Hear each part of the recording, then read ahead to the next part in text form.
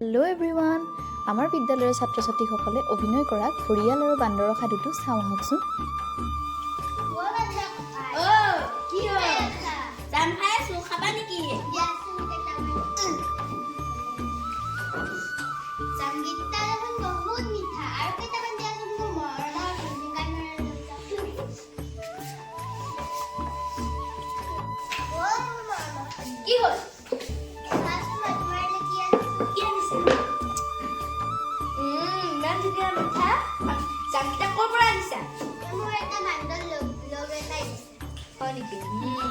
নিশ্চয় বান্দৰৰ কলিজাখনো মিঠা।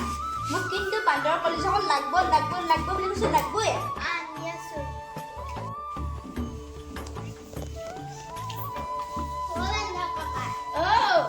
কালি যে তুমি মোৰ মৰমৰ ভৈনিকানাৰ কাৰণে যে দিছিলি জামকিটা, সেইকেইটা খাই মোৰ ভৈনিয়ে বহুত ভাল পালে।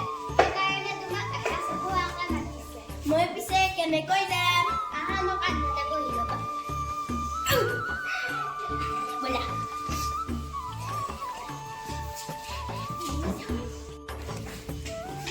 বান্দৰ ককাই, মই তোমাৰ মিছা কথা ক'ব বাধ্য হ'লো।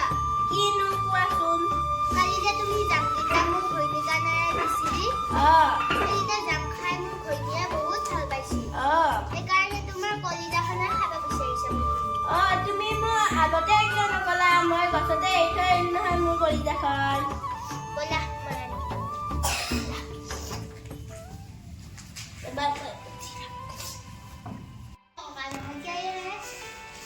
কিয় জান তুমি যে মোক মিছা কথা হ'ল মাৰিব খুজিছা? তোমাৰ নিচিনা বন্ধু থকাতকৈ নাথাকাই ভাল। সাধুটোৰ পৰা আমি এয়াই শিকিলো যে মিছলীয়া বন্ধু থকাতকৈ নথকাই ভাল।